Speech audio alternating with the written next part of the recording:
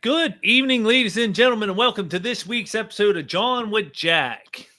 I am the Jack you're looking for. And with me this evening, I have Joel Petersen, the complete DM over on X and over on is it complete DM over on Substack as well?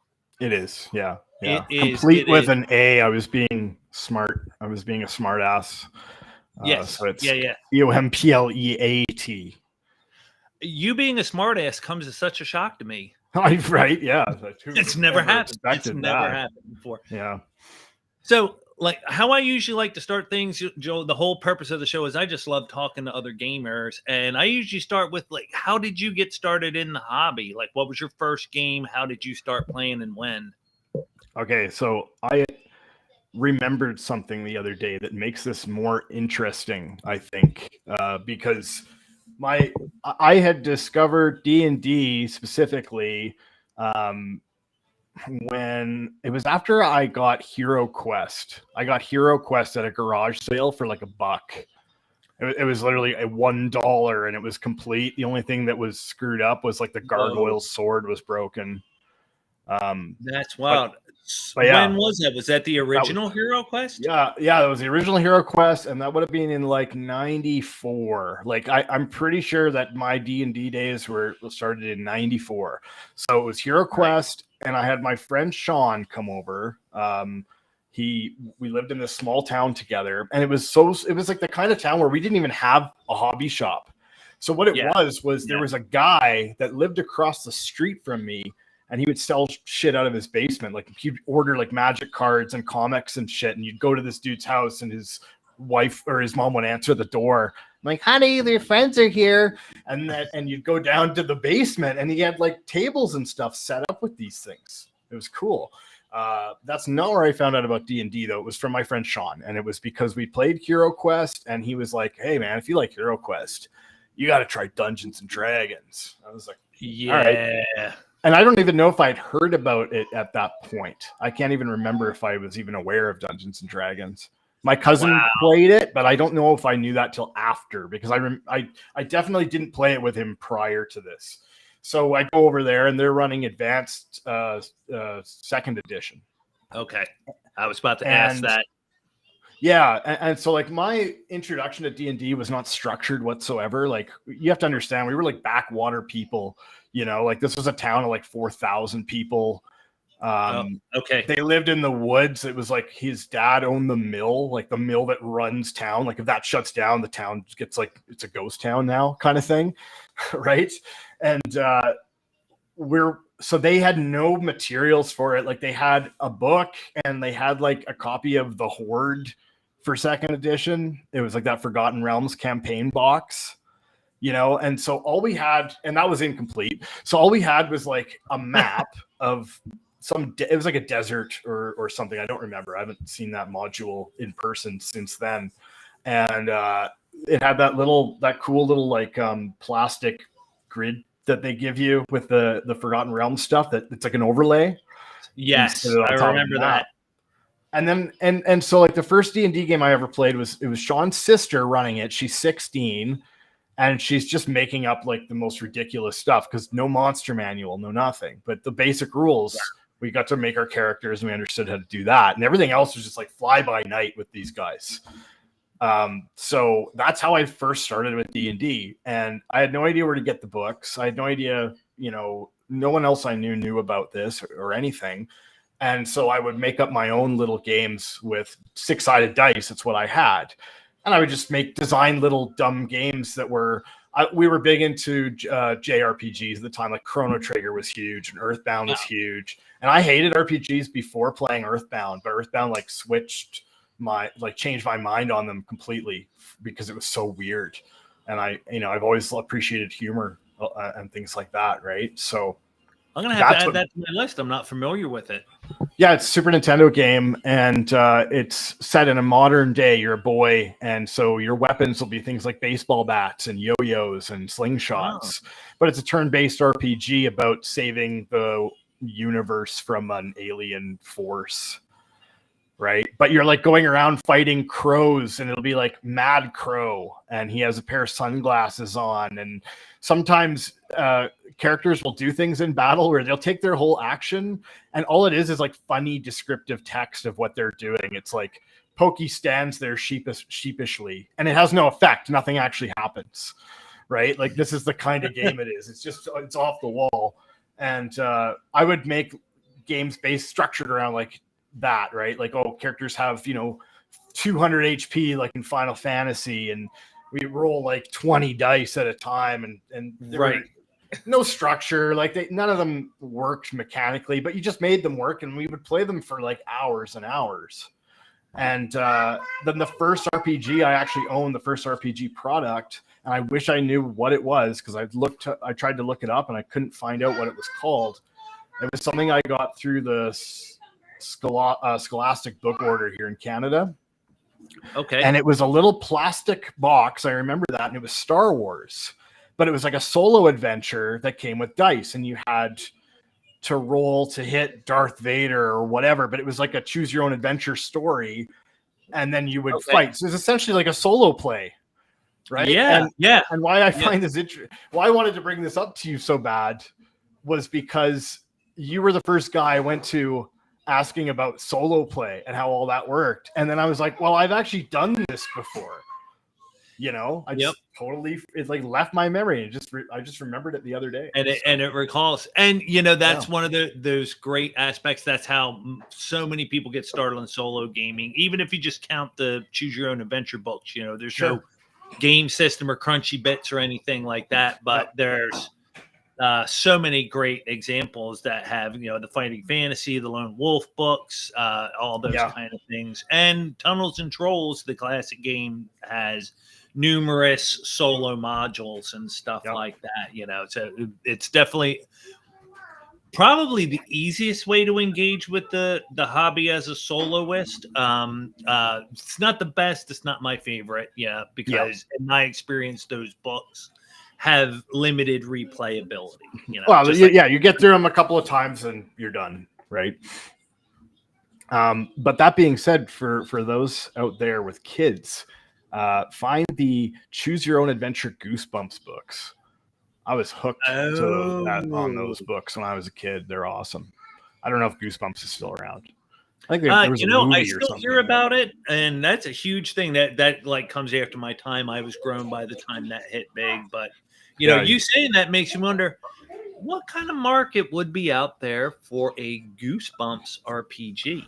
Well, let's see. So this is 94, and then I probably discovered like the Goosebumps stuff and the Star Wars thing 95.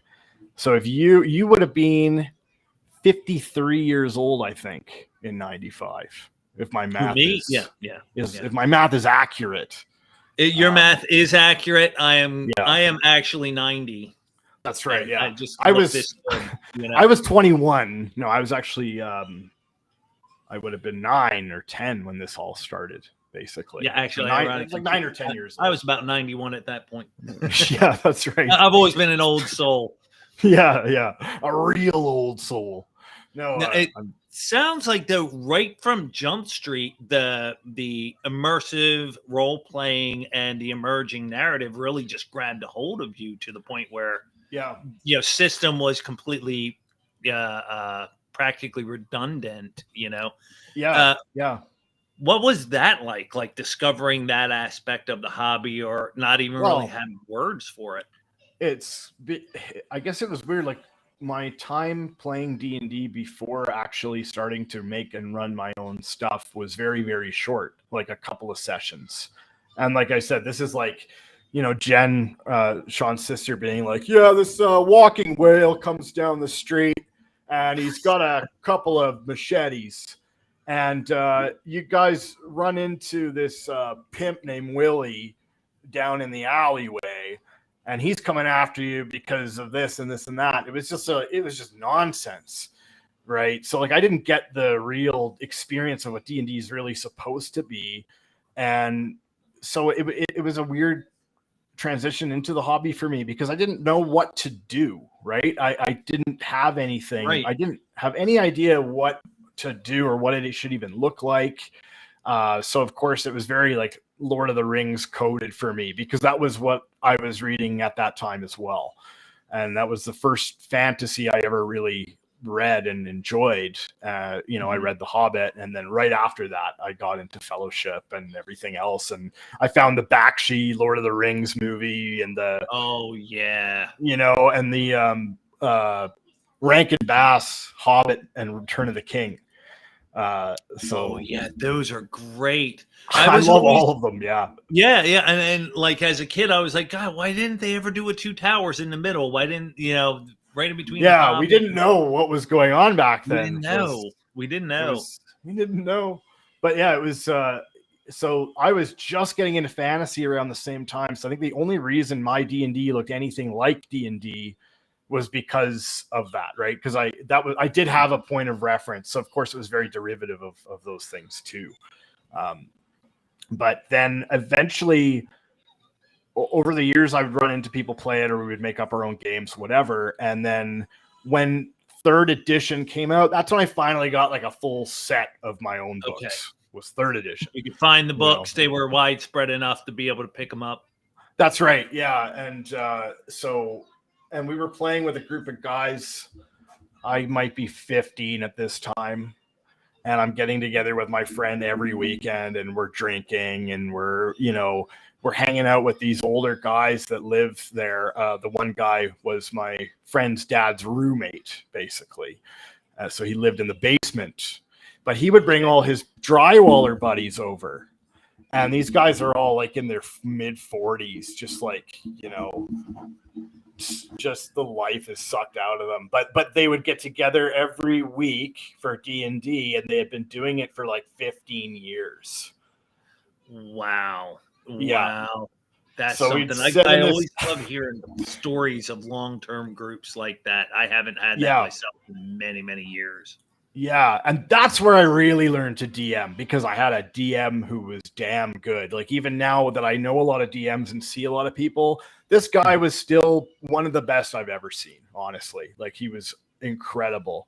And so we'd sit in this dirty basement with cigarette butts and beer cans all over the place and play Dungeons and Dragons, and we would play it from like Friday at 5 till like Sunday at 4. People would just sort of fall asleep whenever they did, and then wake up, and once everybody was up, you'd start playing again.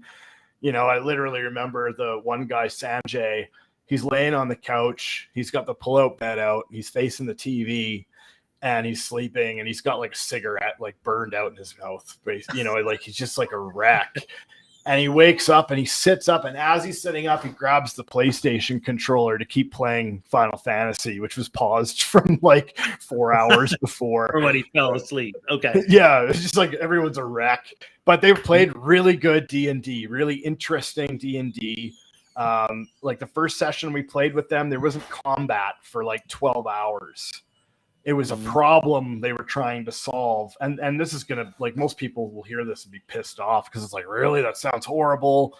But I remember just being like enthralled by this. Like, what had happened was he had taken the hand of King Midas, this character.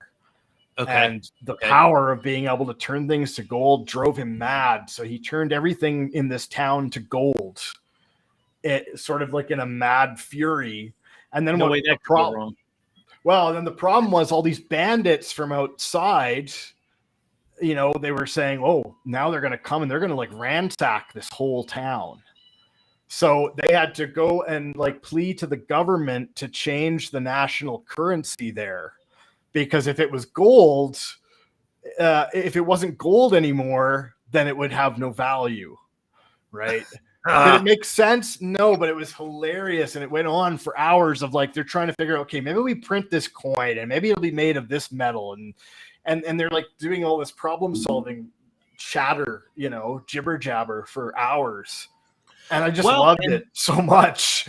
And what you're describing too leverages, like, if we were to take the same idea and put it in a video game, within a video game, you're limited to the options that were coded for you in that game, as opposed to sitting to it's much more like that free form, free Kriegspiel, Braunstein experience, whatever you want. But you're really limited to your imagination and common sense with the kind of solutions you can come up with. Because, no matter what the programmers of the game did, I'm sure one of the options was not change the basis of your monetary system to not gold. Yeah. Right? I'm sure that was not in the options. Exactly. And so that was my model for DMing, with not necessarily no combat, but just to get these big, interesting things happening and try and get people thinking about solutions. I remember that was like very early DMing. That was what I wanted, was for people to really think and get into it, to use their brains and really sink in. The acting and stuff, he would do a little bit of voices or whatever, but nobody else really did. So I don't remember that being big. But it was just really being and getting into the character and really acting like they would act, and trying to really role play. They were really role playing those characters well, in the fact that they were kind of demonstrating those same ways of thinking. It was like they would think as the character, and I just found that really cool to see. It was like, this is so bizarre, but at the same time, it's so interesting. I couldn't imagine a more interesting game. And today there still isn't a more interesting game. You know what I mean? It's still is. There really isn't. There really isn't. And I mean, again, this hobby has kept me enthralled since I was 5 or 6 when I first got exposed to it. So, and now you got started with D&D for real. This time it was 3rd edition. Yeah. At what point did you branch into other genres? Like, what was your first non-D&D RPG? It's funny, but the one I made one based on, it was like a mix of this game. It sounds so funny. There was a game I really wanted on PC, and I couldn't get it because I didn't have a good enough video card. It was called Anarchy Online, and it was like a massively multiplayer game that was sci-fi. And to this day, I have never played it, but I just remember looking at pictures of it and screenshots and reading about it and what the world was going to be like. And so I made my own game that was like that. And it was just based on 3rd edition rules. And I just modified shit, really. You know what I mean? Like, yeah, absolutely. And it's a gun, but it's got the same, stats as a bow, maybe. And then you don't really have to think too much about it. You're just renaming stuff. Right. Yeah. Just reskin the crossbows. There you go. You got muskets now. There you go. Exactly. And so that was my first foray out of that, like, into different genres. Because I didn't stray that far out. I did try Cthulhu. I like that. Cthulhu's great.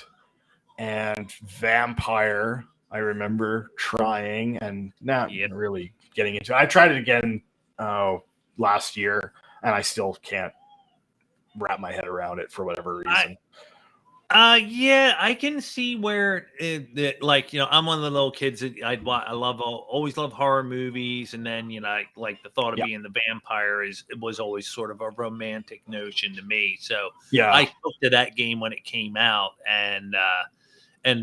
but I can really get where people don't shiv with playing vampires. They don't want to be the monster in general, and then the actual depth of world lore in the World of Darkness games can be off-putting. I can very much understand. That's where it gets me, is trying to really, if I'm going to run a game in someone else's setting, I really want to get it right, And so there's a couple of things that I've tried that I wasn't able to do because I just was so afraid of getting it wrong, like Lord of the Rings, the One Ring game that came out by Free League. Okay. I was so interested to run that game, and I'm just like, dude, I love Tolkien so much that I would be like, I would feel embarrassing, like I was writing fan fiction or something, I get that.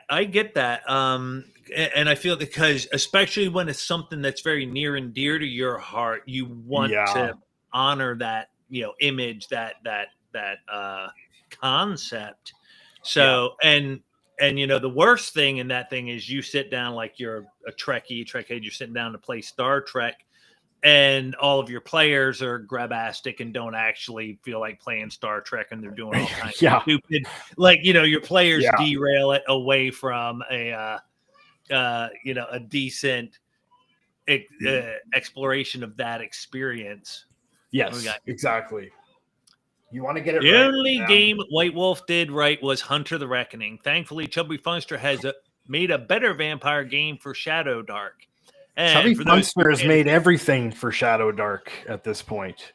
Chubby Funster is embarrassing us all. Let's just face it. Oh, Let's just put it out there. He's just beating everyone into the ground. He puts out so much stuff, and it looks so good too. Yeah, it's not just he puts out a lot of shit, but it's like, wow, look at the quality of this and everything. Right, that's the real standout part. I've met other people that kind of prolific, but honestly, the overall quality is not quite there, man. But his stuff, it's home run after home run. He's the Babe Ruth of indie TTRPGs. Oh, and speaking of which, teaser, he's going to be here on the show next week. Tune in.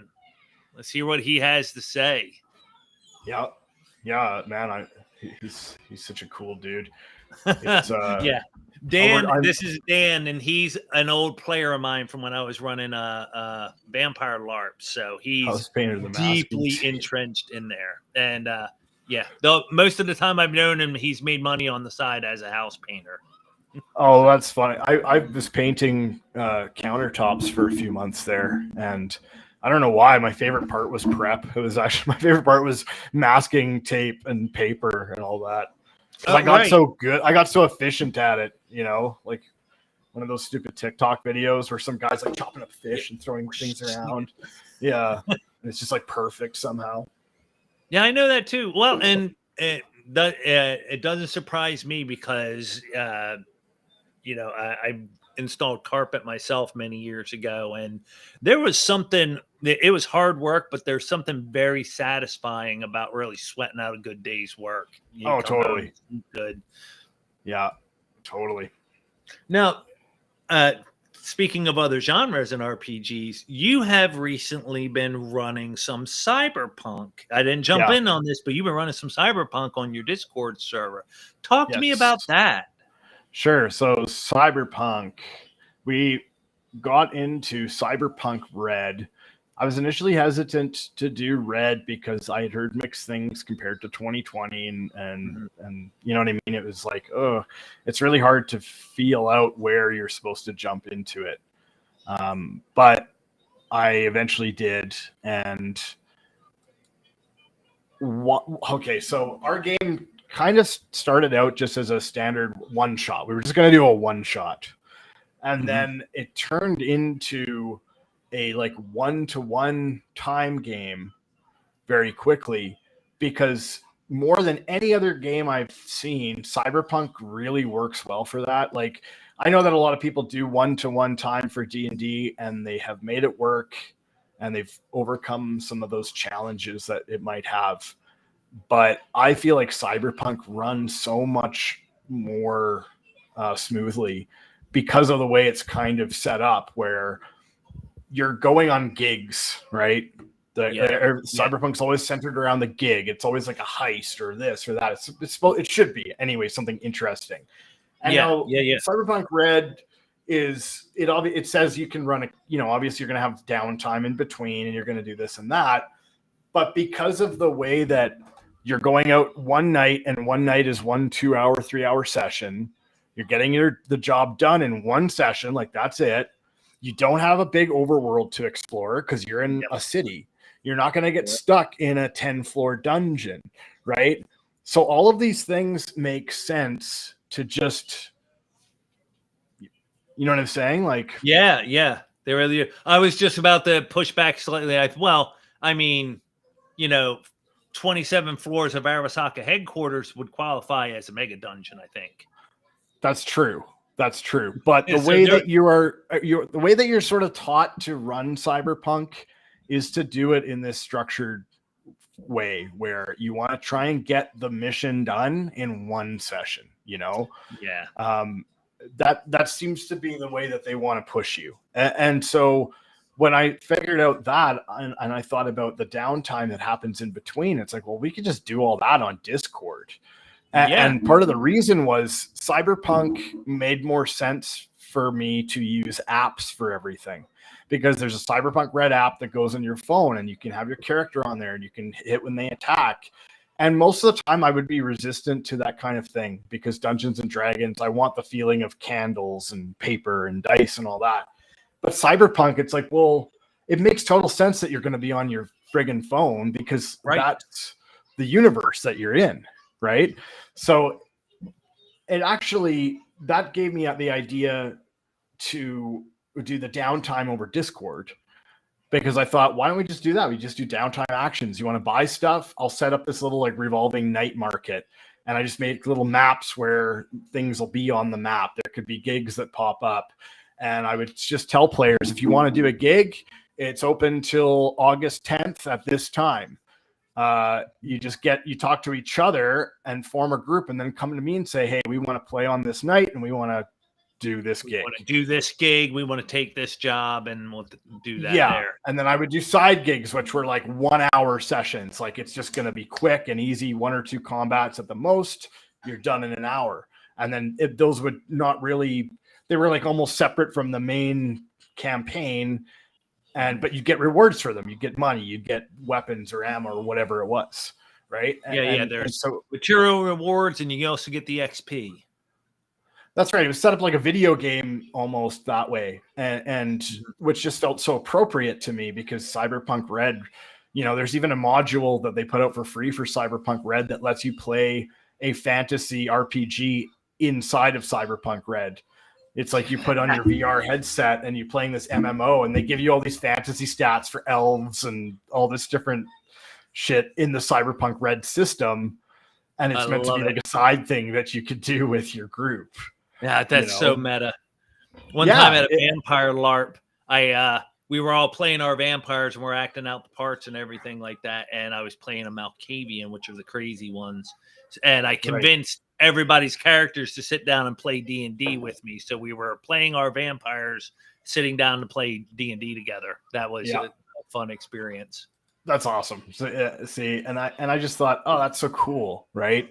And if we can, and it really like blends in with the universe and the meta nature of like having your phone out to use an app to do stuff, and having your Discord or whatever. And I thought, well, I've run a Braunstein based thing in the past that went really well. It was called Streetstein. And I thought this could just kind of be like an ongoing campaign with those elements in it at the very least.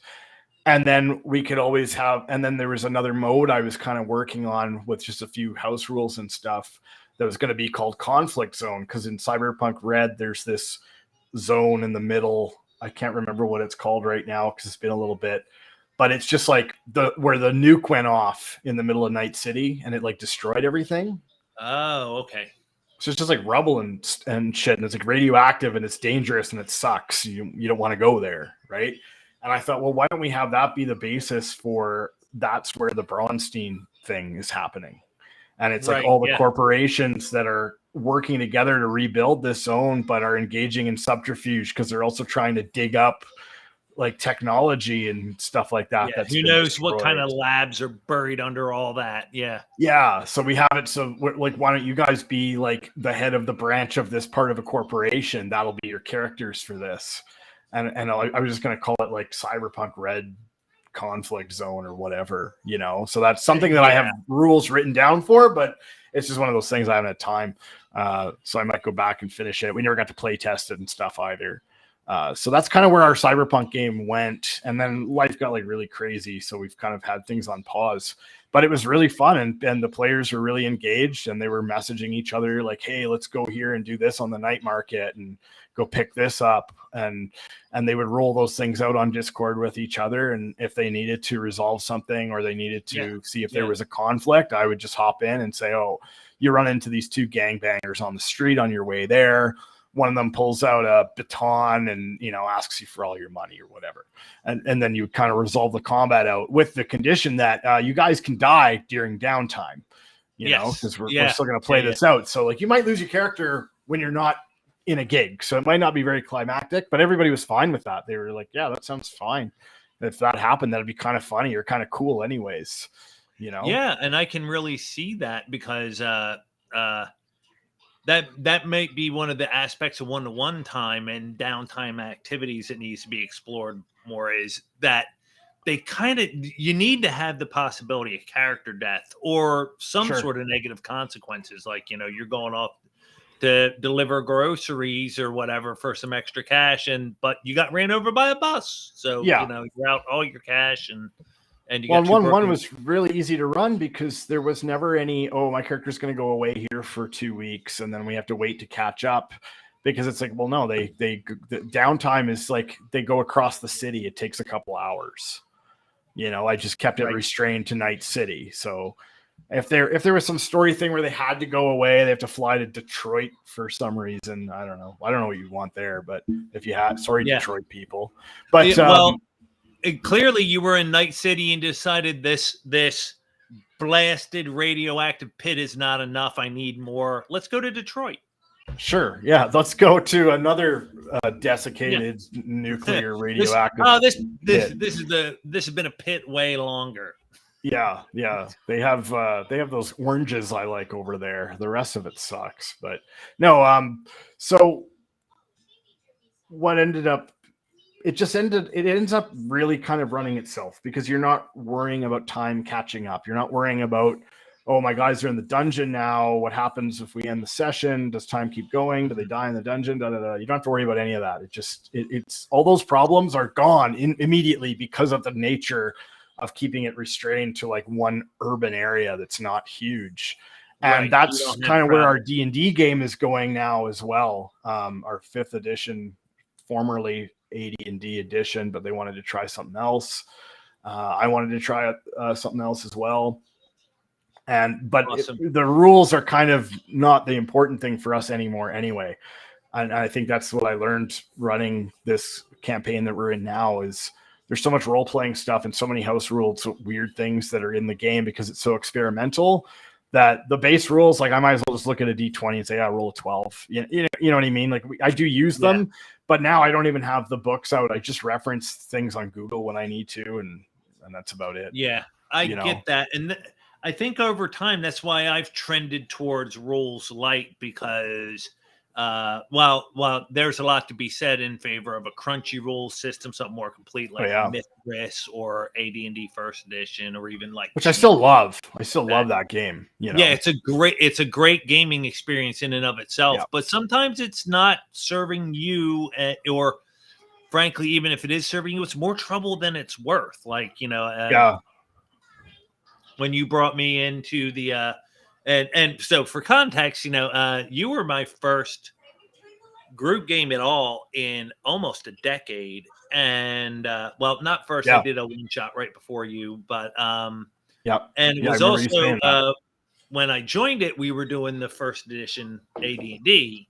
That's right. And recently you talked about switching it over to not just 5th edition, but 5.5, right? Yeah, because I really wanted to test it out and just see how it was for myself, because you hear so many things about it one way or another, but so much of the negativity is focused on aesthetics or sort of some of the more I don't know what to call it, just the nature of the cleaned up content, where it's more directed now towards a younger audience, it feels like, and this kind of thing, Yeah, and there's no escaping. I mean, it's a highly refined product now. Yes, very refined.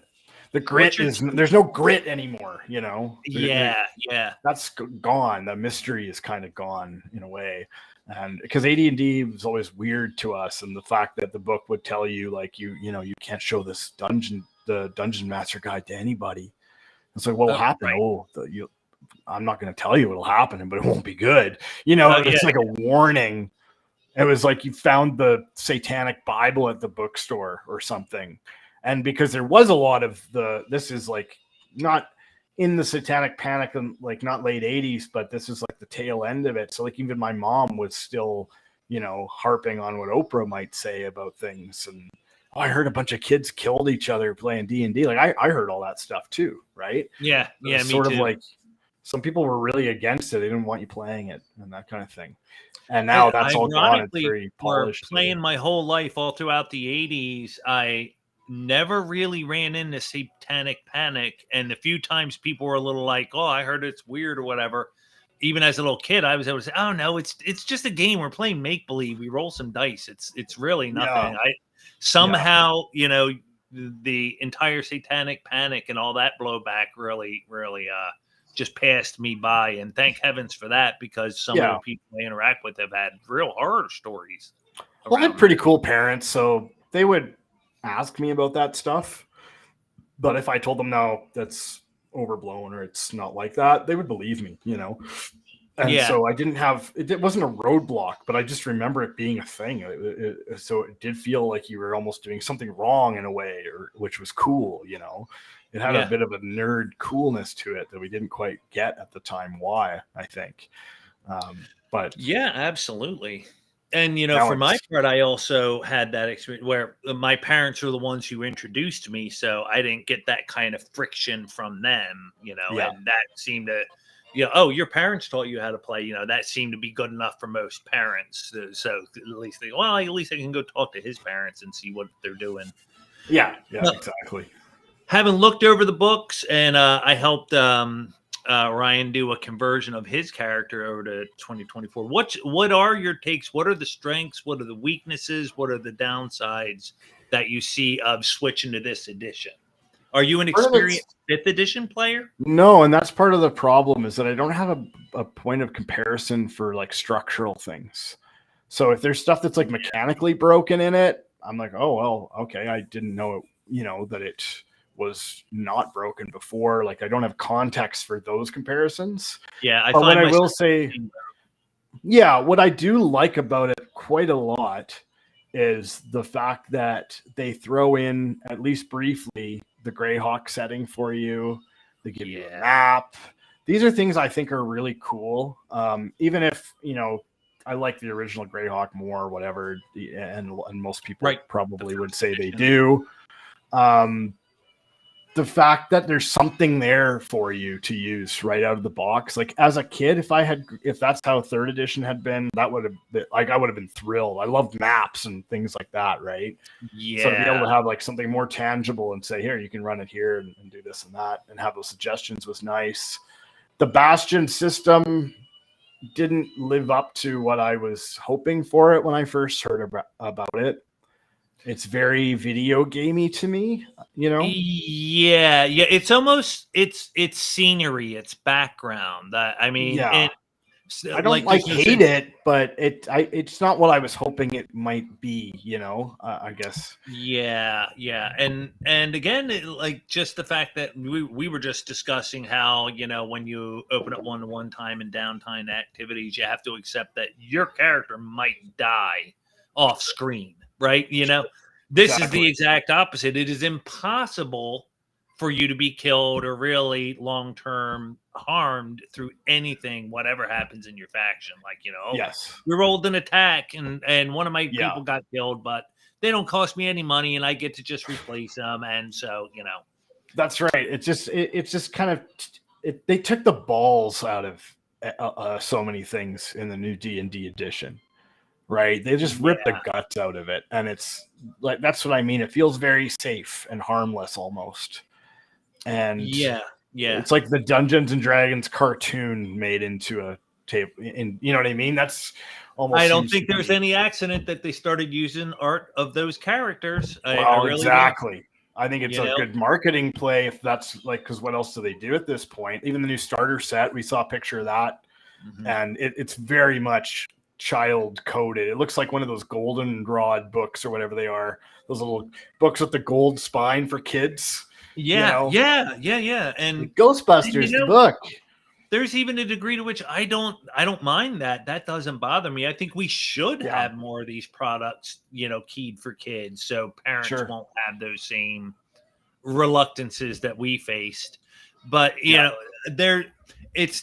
different. I think there was somebody on Twitter said something. If you released D&D Magic Friendship Edition, that's one thing, but don't make it the whole game. Don't make it the core game. Well, I wonder, like they switched back to the Dungeons and Dragons name after WotC came in. Why the hell don't they do it in advanced Dungeons and Dragons where they can make it a little bit more dark and more visceral and have those stuff, like have those things, rather than let's take D&D and just turn it into something for kids? Why not add a more adult themed, less safe, traditional advanced Dungeons and Dragons? Why not use that? They have, assuming they have the name, right? Right. Yeah. Then I wouldn't mind at that point, because it's like, well, this is two different products now. Dungeons and Dragons is kind of more for beginners. Mm-hmm. And then advanced Dungeons and Dragons, that's where things get crunchier. That's where you can bring back things like there's a lot more rules and subsystems. Sure, yeah, there's more interesting stuff. Diseases, we go into venereal diseases, like more adult themed stuff. Bring that back, but just call it advanced Dungeons and Dragons and say, oh, it's 8. This is for adults, kids. However, now at the same time, big picture wise, isn't that actually the design ecosystem now? It's meant to be modular. We got the 3 core books, and then you pick and choose the books that you want. Like, I need the Eberron book because I'm going to run it in Eberron. But I also need, there's going to be a lot of ships and ship combat, so I need that book too, or what have you. Yeah. So maybe there is room for those more adult themes, those kind of random table stuff like that, as their own book that people can add or remove a la carte. Hey, WotC, if you're listening. Which they should be. You should be listening, WotC. We're saying important shit here. Jack, and CC me another one. CC me a PayPal link. You owe us. $1 million idea. That is true. I'll be waiting. And as soon as that comes through, then I'm gonna update my profile and say so. I want $50. I'm cheap and I'm easy. That's what she said. Mm-hmm. So one of the other things, I know I'm not the first person to say this, but I so agree with this sentiment, is continue to print and sell all the previous stuff, all the original works. Like I want people, anyone who wants to have first edition AD&D, I want them to be able to go ahead and buy those things. But if your favorite is 4th edition, man, buy all that stuff too. I think that's perfectly fine. Sure. Like, I mean, they're doing, I guess they do some print on demand through drive-through, or I don't know how that works. But they do. I know that some people haven't been terribly impressed with the quality of the prints coming out of there. That's the problem I have with them, is the prints aren't great. The ones they put out, those anniversary ones that WotC put out directly, those were nice. Okay, I missed that entirely at the time. Just passed me right on by. Yeah, they're very nice books. I've still got all my original 1st edition books. So there you go. Yeah. Well, actually, ironically, I have a decent sized stack of 1st edition books, but none of them are my original ones from when I was a kid. I sent when my brother moved out of the house, he took all the 1st edition books with him and left me all the 2nd edition stuff, which I was happy with at the time. Yeah. And then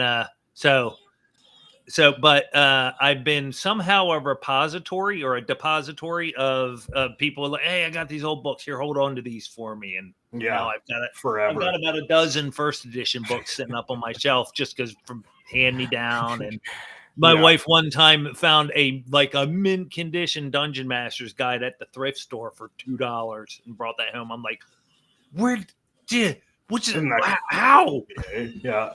And those things go for a lot on eBay now. It's like there's certain printings of the AD&D books that are rare, more expensive, and it's always a score when you find one at a garage sale or something. Nobody knows what they have. Yeah, heaven help you if you come across a Deities and Demigods with the Cthulhu mythos in it.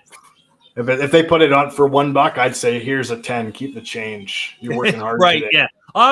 I'm just a good guy. I'm gonna overpay. Yeah, I feel bad. at least not doing that, Now, around the time we hooked up on X and became friends, you had just been getting back into gaming after a bit of a hiatus, if I'm remembering correctly. Is that true? Yeah, I was. Yeah, the last time I played D&D before that, it's probably like 6 or 8 months or something. Okay. I ran a very brief. It was in my house, maybe like 6 sessions or something. Just original BX game. Okay. And it was fun, but it was hard to get everybody together too in the same place. And I had just had my third. It was my fourth kid.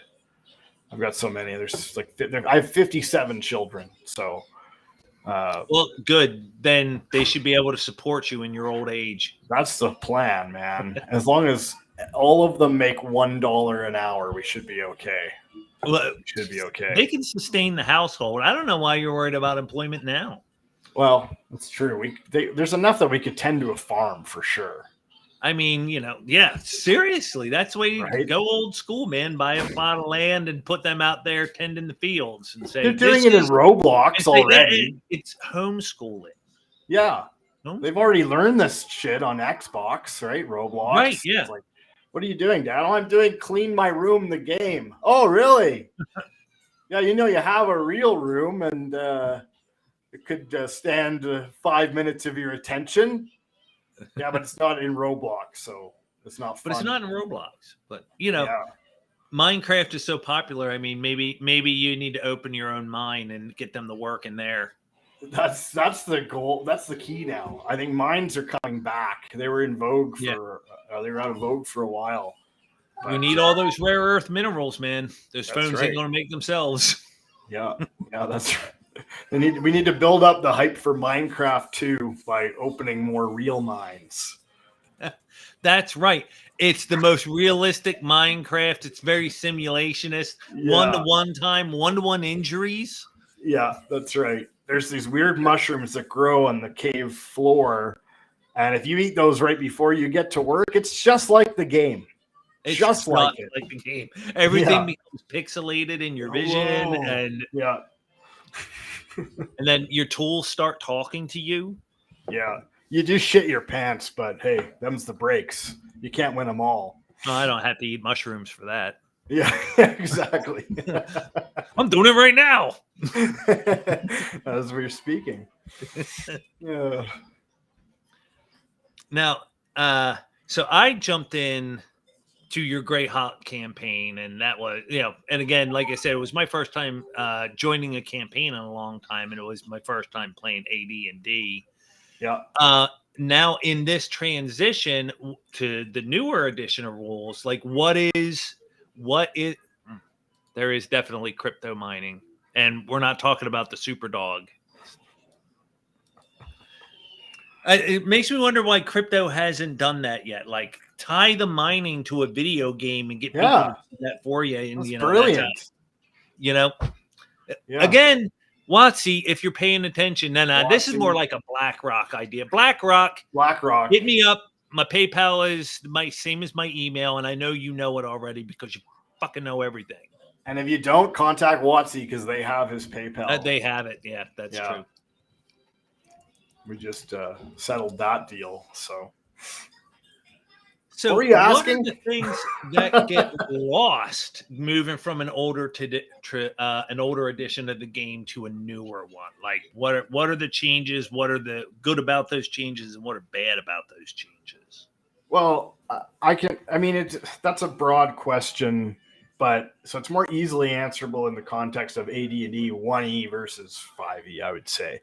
And I think that 1E just offers so many more details about running a campaign over a long period of time, in terms of you get a lot of these tables like diseases, right? Yeah. You get a lot more complexity in the kinds of things that the game covers. And with time involved as well, there's differences too, right? Taking 2 weeks to train to learn a spell rather than this. And so it feels, I think that AD&D is intended to be more long-term than D&D. And I think it works better long-term because you have so much more to work with out of the box. Now, I'm going to be honest, like I said, I kind of said earlier, I'm more system generic now because I end up making up so much of my own tools, so many of my own tools, right? I like designing, and so it's good. It's a good mental exercise to just make up my own stuff. So most of the time, I'm not looking for other materials to fill in gaps. I'm just learning to fill those gaps myself now. And I find that more gratifying because you can cater it so specifically to whatever it is you're running and whatever your campaign world is like. You don't have to worry about using generic tables and things like that as much. But it's more work too, right? Like that's where prep comes into play. Is now you're spending a lot of time designing stuff. But I get a kick. I love doing it. So for me, that's where 70% of the fun comes. Right. It's part of the game, right? There's somebody in the solo arena. She has a saying that it's like everything is play. Like if you're sitting down and reading your rule book to bone up on a couple of things, that's play. If you're sitting down to design a character that you're going to use as an NPC, that's play. Everything is part of the game, even reading fiction that is later going to inform your game, and I really do get behind that personality. And the work is fun. And that's the truth of it. That's the main reason why we all do it I'm feeling the itch now to run a campaign because I haven't run one in a long time. And you should, and you will. I will. Because if you don't, I'm coming over there. And then we'll run one together. Don't threaten you with a good time. Yeah, exactly. I don't know, man. It's such a versatile game in general. And so it just begs to be experimented with, I think. Now, I think it's really necessary though to run a game rules as written for a little bit. You know what I mean? To get used to it. Yes. 100%. So what I like to do is I like to stagger in new ideas. So I'll say this session, I'm going to focus on trying to run a mass combat scenario, right? And it's just like we'll throw that into the game and we'll test that for a session and see if that worked. If it did, we'll bring it back later, but then we'll try a new idea next game until all of a sudden you can bring in multiples of these ideas at the same time. But then it gets everybody's feet wet as they're going so that they're not overwhelmed by a bunch of bullshit if they're not, if they already understand what 5e's core rules are. And now you're mixing everything up and throwing things all over the place. That can be alienating as well, right? Yeah, I really agree that too. And on a few occasions over the years, I've had that experience of getting invited to a D&D game. And, and then I sit down and he hands me a stack of papers this thick and goes, "Oh, these are the rules I'm actually using. You won't need your books. You can go ahead and put those away." I'm like, you just have to get a fucking law degree before we can play. Well, and it's, there's a stack of stuff for me to read through. There's the stuff you're throwing at me is more in depth than the character creation rules out of the book, So are we at that point? Are we even playing D&D? So it's not anymore. It's something else, which is fine. But if you're bringing people in and expecting them to just like absorb this whole other experience, that's a tough sell, man. It's much better to start with a group at a baseline and then add things in as time goes on, I feel. Yep. I don't want my players to have to do anything when they're not playing, like unless it's downtime activities, like I said, for Cyberpunk. But I don't want to have to send them friggin' homework all the time. Right. Right. Yeah. Here, fill out this spreadsheet. It's due by midnight on Friday. Yeah. Like, come on, man. Everybody has better things to do, And so it's funny that my opinion overlaps with yours entirely in terms of the raw. Like when I'm running a game or playing a game, I want to be rules as written as closely as possible because I really want to understand what they work. But I find I do virtually no home brewing because again, I'm one of those ones that I want to play. If I'm sitting down to play D&D, I want to play D&D, and I want to use those rules specifically, not ones I made up myself. Because, for sure. well, if I'm honest, most of the time the things that come up with don't work out as well as I had hoped they would anyway. Yeah, that's always a challenge for sure. Yeah. Oh, they'll be fine if I do this thing, and then campaign off the rails a few sessions later. I don't feel like I need to add much to AD&D First Edition, if anything. I think it covers so much. It's just a challenge to learn. So what I was doing as I was learning AD&D, anything I had to kind of come up with on the fly or homebrew because I didn't know what the actual rule was, and I didn't want to look at a rule book in the middle of the session and waste everybody. Then I would just make it up. But then that started getting less and less the more we played. Where now it's like more. It got more and more by the book, and that's a good way to do it too.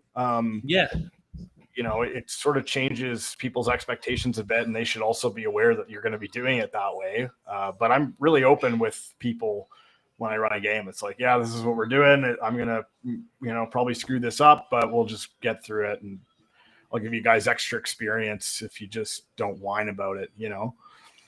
And, so much of one of the things that springs to mind talking about the Greyhawk campaign, again, the Black Wine Mercs, is one of the characters has put extensive role playing and time into building a bond with his bear. That's a steed, right? And now if you rely on First Edition exclusively, the rules pretty much tell you nobody's riding a bear. Stop that. Right? Let alone giving you rules and a framework for how to do that training, how to make it happen. Oh, and it makes my life a lot more miserable. But because riding bears, like look how much damage output and everything bears have. So like to get anything to challenge that party, it's like I'm just like throwing everything in the kitchen sink at it sometimes. So now I have to come up with all these convenient reasons why the bears aren't going into a battle right now and stuff. So that was a super stupid, huge mistake. And that's one of those little things, man. Because that was the thing. Is like we're playing First Edition Raw. I show up at First Edition. Oh, by the way, we all have bears as steeds, and I'm like, yeah. I'm not saying I dislike it. I'm just saying, but it's insane. It's insane. It sucks. But and I know that what from do I do? Experience. But now he's done this role playing crap with this bear for so long, and now everybody loves the bear. Even I like the stupid bear. I know. Because the bear is his own bear. But it's like I can't get rid of his bear. It's like I did try and kill him once. I really went for him one time, but I don't know. He bested me. He was rolling high that night. So son of a bitch. Mind Flayer riding a beholder that's an encounter that needs to happen. Somebody's got to write that up. Okay, Cyrus, you have an assignment. I expect to see this on your Itch.io account. Wouldn't a beholder just wear a cowboy hat? It's like shaped like a saddle already. I actually kind of imagine it would be a beholder with a basket hanging from the bottom, like a hot air balloon. Like a hot air balloon. That makes way more sense. The visual, AI could even make that picture. Oh, you're going to have to generate that. That sounds amazing. We'll put it on out there. Yeah. Now, in addition to all this TTRPG stuff, you have been working on a game called Salaryman. Tell me about Salaryman. Yeah, so we started a company, my best friend and I, last year. We started it. Well, officially, I think we registered in like July, but we started the idea and started working on things in May. And so the first thing we did was a board game. And what had happened was I was real sick last year. My friend came out from Toronto to visit me. We ended up playing War of the Ring all weekend, and we're like obsessed and addicted to it. Like it blew our minds how awesome it was. And we played it like 3 or 4 times. And he was going to go leave the next morning. And we were sitting outside. He's waiting for his Uber. And he just says, "Hey, wait, we should try making a game." And so he sparked up this conversation. We kept talking. Mm-hmm. He cancels the Uber. and he stays for like another 2 hours before he goes to the airport to catch his flight, and he's almost late to get on the plane. And then that night we started working on stuff, and we made a board game called Legends of Lotus City, and it was a little bit inspired by War of the Ring, the asymmetry of it, and it was essentially a little war game on the tabletop. It had a hexagonal board with like made up of hexagonal tiles. Mm-hmm. And each one of them had, or several of them, each one of them had a like tower on it. And the objective was that you had to use a deck building mechanic to move armies around the board, your mercenaries on the one side, and then your corporate guys on the other side. And the corporate guys were trying to like fortify these fortresses to keep it to make it so that the mercenaries could not take over them. And the mercenaries are going around trying to take over these towers and destroy and blow them up. They're like server rooms. And it was like... What's the name of that board game? It was called Legends of Lotus City. And we finished prototyping it. And it was really interesting because it was a second phase would happen after, where if the mercenaries end up destroying 3 of these server towers, they move on to the next phase, which is the invasion of the tower in the middle. It's very inspired by the Cyberpunk game where you're blowing up Arasaka Tower, right? With the nuke. This is the exact same idea, but a board game. And then the whole board literally flips. So the tiles that the board's made out of, the hexagons, flip over, and they make a little tactical map where you're moving miniatures and you're in a duel with the Corpo bodyguard. Nice. And then you have to kill him to win the game, right? But it's asymmetrical. Like the corporate player doesn't build a deck. They just have a deck of cards and a hand. So the way they play is 100% different from the way that the mercenaries play. Totally different mechanics. But then at the end, they're both playing a miniature fighting game, little combat game against each other that was sort of inspired by like Gloomhaven, where it's almost set up more like a puzzle than it is about rolling a dice. Like you got to play certain like cards and combinations to make things happen, and the other guy's playing cards against you in secret, that kind of thing. That's neat. Yeah. So now, if my mind is tracking the calendar correctly, you guys finished that game just in time for tariffs to become a thing. Correct. And so what happened was it was going to cost so much to produce it on a board. And so we said, well, let's put this off to the side and we can do a digital version of it later. I was just thinking that, yeah. Yeah, but we were kind of exhausted by the process because it had taken it didn't take a long time. We worked like constantly on it for 2 months and we got it done, but we were working like hours and hours and hours a day on top of jobs, and for him specifically. Right. And so it was like, well, let's get defrazzled and we'll work on something else. We did a prototype for a Star Control clone called Procyon Frequency. But then we decided to do a full campaign for that game. It was going to cost us some real money because we wanted to do voice actors and stuff like that. Yeah. So the scope got very large, like as far as what the investment would actually be. And then we had another idea in our mind when we were making the Lotus City board game, which was Salaryman. And Salaryman was initially going to be a board game where it was sort of like a joke. We were just going to do like put it on Tabletop Simulator. It would have like so many confusing mechanics that ultimately everybody had to work together to get things done, but no one really knew what they were supposed to, like what they were doing. And that was our like dumb metaphor for like corporate life and what it feels like, where it's like you're in this building full of hundreds of people. And it's like, what does anybody do? How much it reminded me of my professional life. Yeah. And that's how we've both been in the corporate world, and we both like, have so many problems with it. And both of us are kind of, I was more interested in it when I was younger, but he lived in Japan for a while. And so he's pretty familiar with Japanese culture. We both kind of are interested in it. I'm not really like an anime guy, but I've always liked them. Like I used to listen to rock music from Japan when I would get on when like stuff like Napster and whatever came out, all those file sharing services. I found all these weird like Japanese metal bands and stuff. And but we were both really yeah.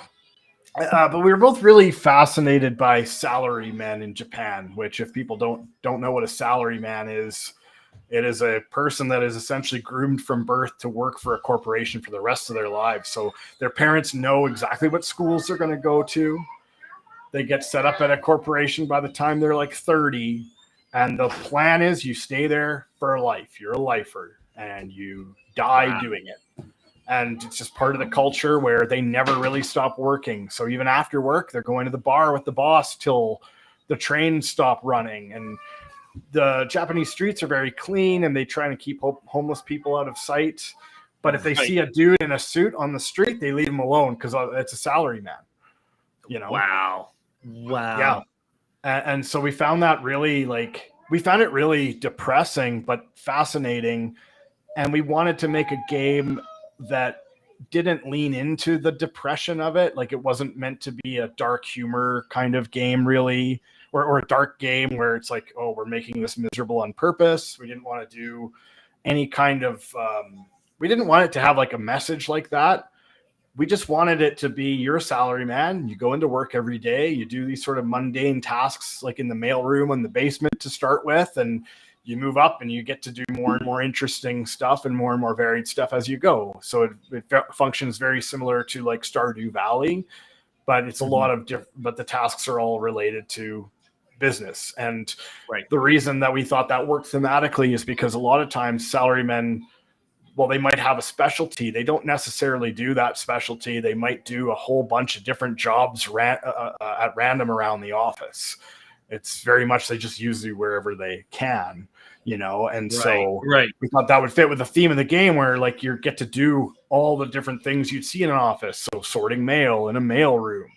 Maybe you've got to, you know, get some data entry stuff done, but we're trying to make it fun to do, obviously, right? Like to gamify it. Gamify data entry. Gamified. It's got to be made engaging. You got to see the numbers go up. That's right. Yeah. And then the idea is that there's a story element too, where you have a wife at home and you have to try and keep her happy. So, you know, sometimes you got to leave work a little early, but if you leave work early, and early being like anytime before like 10 o'clock, basically, or 9 o'clock, then you don't move up as quickly either. So it's sort of this balancing act of like trying to move up the chain to eventually become the CEO of the company. And we're using humor to address that idea because that's typically not what happens. Salarymen typically don't become a CEO. They just are in the one role forever, right? Which leads to my next question: is Karoshi part of the game? Yes, but no. There'll be a joke. There'll be some pokes at that, or whatever. But we want to be careful in the way that I want it, so that if a salary man played this game, that it would make them feel good rather than make them feel miserable about what it is they do. You know what I mean? Right. But they would kind of see the humor in it, I guess. Maybe when it happens, it's like they finally pass on in the middle of work. They work themselves to death. Yeah. And then we have to do. I know we have to do something about it, but 72 secretaries. Yeah, and for if anyone doesn't know what Jack is talking about, salarymen have a literal word that it means working to death, and it's sort of like, oh wow, he worked so hard he died. Wow, he was so loyal to the company. Like it's like honorable, right? Yeah, it's like an honorable thing. You worked so hard that you died from it. He worked himself to death. Yeah, it's crazy. And so these are all little elements and little weird things about salarymen that we want in the game. Like I have an idea for a mini game where you have to look like you're asleep when people walk by your office.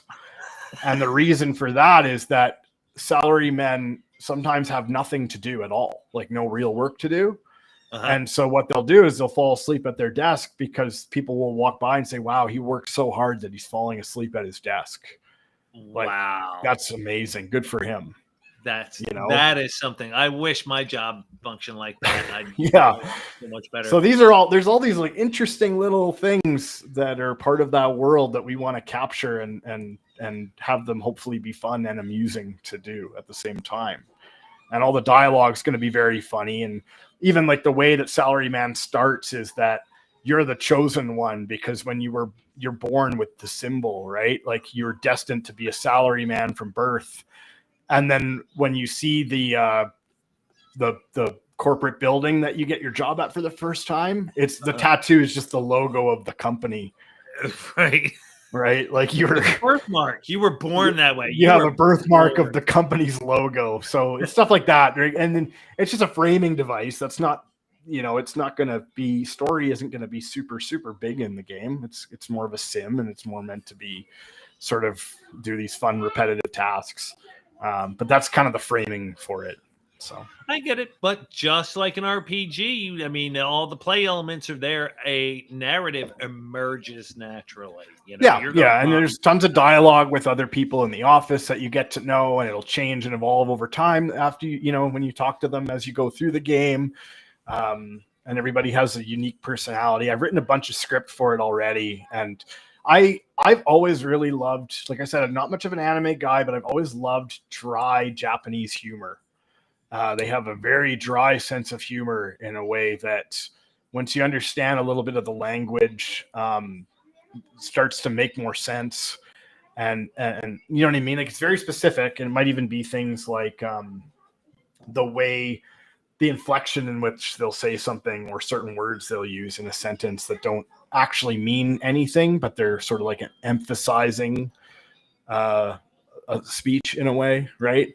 Like Dragon Ball has a lot of that, where the reason I like Dragon Ball Z in Japanese more as I get older is because the way that characters talk to each other it's hard to get that across in English, but you can get it across in Japanese. It'll be like certain things, like Vegeta just calls Bulma woman most of the time. He says Ona, which just means like woman. He doesn't use her name very often. Or like Pickle, like the way that Goku just talks is like a bumpkin. He sounds like a country bumpkin. He's got this like slang in his language, and he refers to himself as ore, which is like a masculine way of describing yourself. Like it's a tough way of talking almost, or something. And stuff like that, that I'm trying to really nail. And so that's the challenge, is like, if we were to take this game and translate it into Japanese, we want the humor to be funny to them. I don't really care if it's funny to people here, but the goal is like, it sounds weird, but this is, it's more artistry for us than it is profit, because we don't expect we'll make any money, and we don't really care. If it happens, awesome. Well, speaking of making money, will the salaryman have the option to have an affair with HR? Oh yeah, 100%. Yeah, that's It'll sell more. It'll sell more that way. I've already written that into it, so that is totally there. Oh, and then other characters in the office, like on the first floor, there's these two characters that are having an affair with each other, and if you kind of go back and forth between them and talk to them, little bits and pieces of that become more apparent the more dialogue you see between of the two of them and stuff. And yeah, it's a lot of stuff like that we really want to get in there and make it really amusing, to where you want to talk to the people every day that you play that every game day, Right. Yeah. And now, does the game actually track time? Like, this is day one of your job, and then you just keep going, and we're on day 10,000 of the job. You have a 1980s Seiko watch up in the corner of the screen, or at least it's legally distinct from the Seiko digital watch, and it literally shows you the date and the time and everything, and it works. Brilliant. Then, oh man, real life salaried people get screwed. They end up working more hours, but only paid a set amount. This is true. Yep. However, a skillful salary man knows how to get his job done in 40 hours a week. That's the goal. And fall asleep at his desk. Yeah. If you can fall asleep at your desk and still get all your work done and cover your 40 hours, that's golden. That's right. Life. Yeah, no overtime. Well, and isn't that life? Sucks, man. And because I don't get overtime, it's like, I need to take as much time as I need to do other stuff. Yep. So yeah, I'm working on Salary Man, and we got a couple of other projects that are on the go. One of them is tabletop RPG related, but it's sort of part of a bigger project. Yeah, it's been busy for us for sure. Now, I don't know if I know you don't use a VTT, but since you're in the video game development area, what do you think are the possibilities regarding VTTs going forward? Like, I kind of see what WotC's trying to do, Yeah. right? With the switch over to we want everybody playing the game on our unified web portal and stuff like that. But what is different between playing with a VTT versus just playing over a Zoom call or in person? From my perspective, I do find VTTs are interesting and useful. I'm glad we have them. And that's because certain games actually run pretty well or better with a VTT when you have to track a lot of things. When you have a VTT that is programmable, especially, and you can set it up so if you hit the attack button, it takes your stats and it reduces from the monster that's here and there and there. Mm-hmm. It can be more convenient in some cases than wrestling with books and stuff. Yeah. I don't mind. I don't know. I'm so on the fence with them because I find them to be a pain in the ass because once again, I need to prep things ahead of the time for it to really function perfectly, because it's like if I don't have a bar built in whatever VTT I'm using ahead of time, Right. what do I do, And so yeah, I've always found that annoying. But in my limited experience is also stuff like, well, okay, everybody, they just randomly stopped at a bar and, okay, can I even find one in the list of available assets? Do I have to buy one? Stuff like that. That's and right. then it's still it's inconvenient. one that you like and work best. But that was my initial thing. I ran like one 4th edition game in Roll20 and was immediately put off because I was like, well, crap, there's a ton of prep work. Like I'm very much a no prep DM, man. I like to do not prep in any conventional sense, at least. But yeah, doing a VTT, I was like, man, I got to lay out all the maps. I got to put the stuff on there. I've got to pick the tokens and figures I'm going to be using, and have them beforehand. I managed to just kind of fuddle through one session with just whatever was on hand. But I was like, man, this is going to get really old really quick. Yeah, exactly. And I just want to run a fast game. I want to run a game that just goes. I don't want to be stuck on something for ages and then expect everybody has hardware. There's a lot of really fancy, nice looking 3D VTTs out there. But if someone is trying to run that thing without a video card, you're going to have a bad time, And so I don't want to. It's a pain in the ass. I honestly find them a pain in the ass. I don't hate them. I think they can be useful. I just think they're a pain in the ass. I don't like using them. Yeah, and again, that's one of those things. I'm sure they have stuff where you can buy. I can buy Curse of Strahd. Somebody coded it, and it's all just right there, ready for me to go.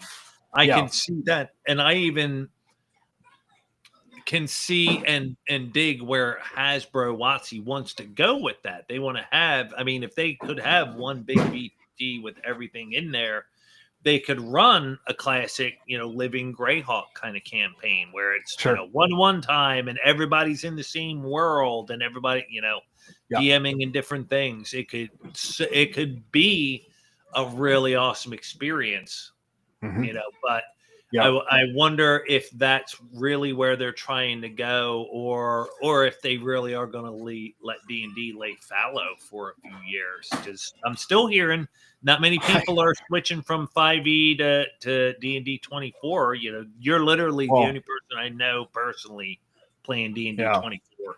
Money talks, man. If they're not making money on it, something's got to give eventually, right? So you can't just keep pushing and pushing and pushing. Eventually, it's going to hurt them too badly to do that. So I don't see what they would do right now except for just let it sit for a while, Yeah. I don't know. And It's tough to say. thinking back on it, I kind of recall it. Maybe I'm misremembering, but with fifth edition when that came out in 2014, that wasn't immediately popular and didn't see widespread adoption at first either. Like I wonder Yeah. if these new rules will take a year or two to get some steam under them. Yeah, I just think that it wasn't enough of a change to be worth people's time. You know what I That mean? is true. It's like, why do I need this? This doesn't really do anything for me if I have the original book. So what's this for? Is what it feels that like. is the truth. And well, there are enough differences. Like again, just scratching the surface, but there were certain interesting characters that I was able to build in the core fifth edition books that I couldn't recreate in D&D 24 because of how they had changed the ancestry characteristics and backgrounds and stuff like that. I just don't know who it's for. I think that's the problem with it. I'm not sure who it's for. Wow. Well, and I guess that's the real truth. Is it was kind of always felt like a cynical cash grab in the sense of it's the 50th anniversary. We need to release something, and it's not.